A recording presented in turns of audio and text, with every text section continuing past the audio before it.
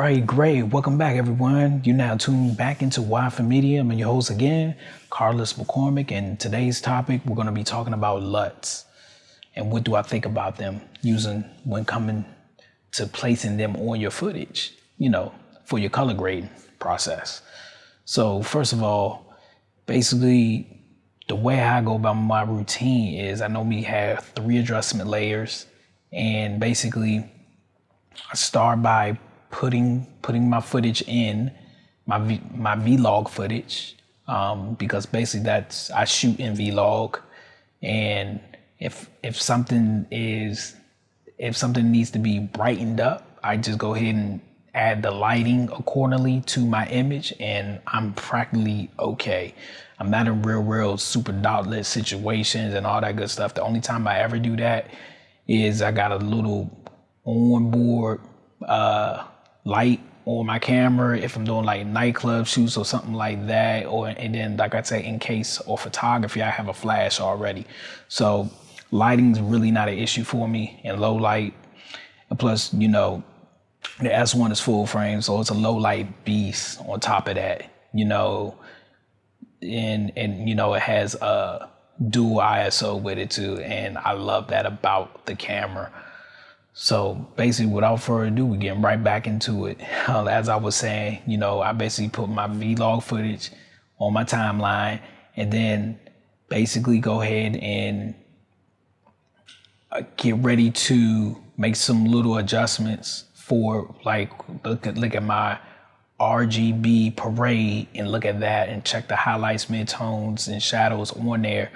Push them down for the shadows and push them up for the highlights, and look and see how my midtones, and make sure that I get a full range, out of my RGB parade.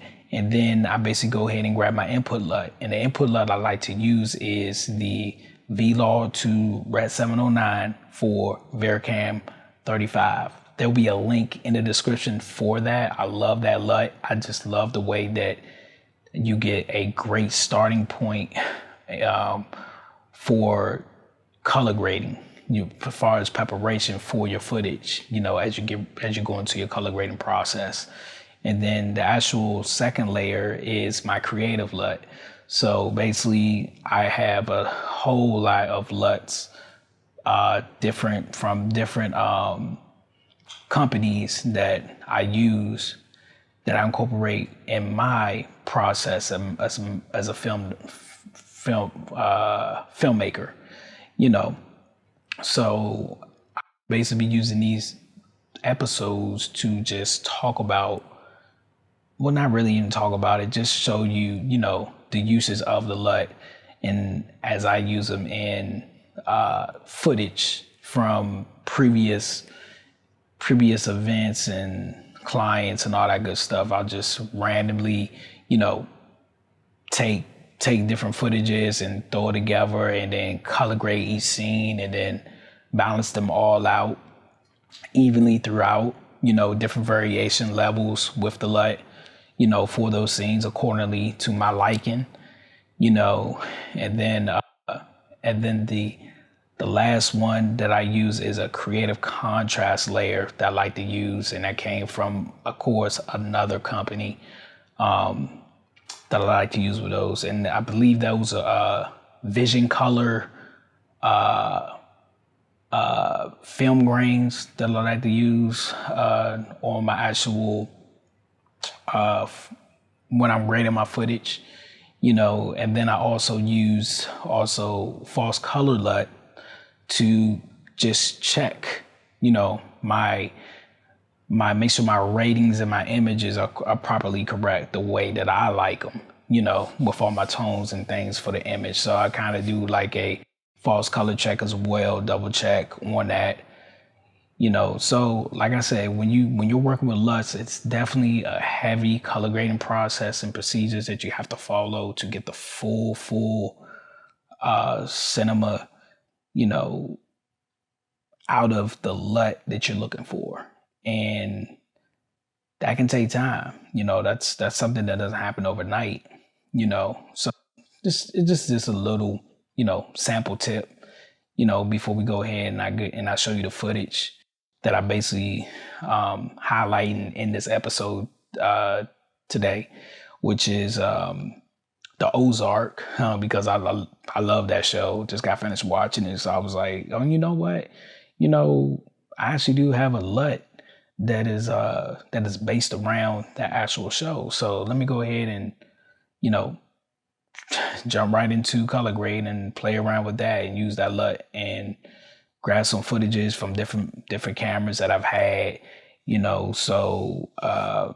Because my previous camera was a GH5 and now I'm on the Panasonic S1 full frame.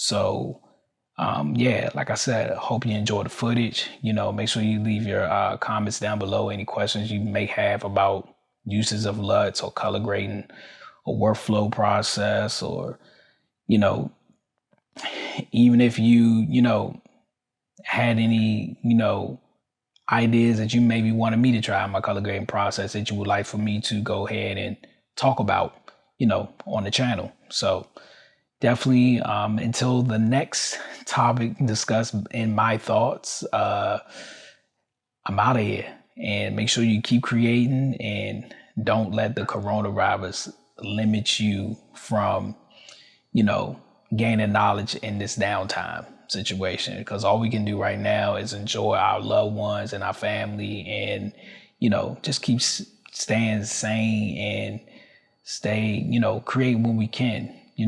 So you're not focusing on, kind of the negative in the world per se. I'll put it that way, but I'm out of here.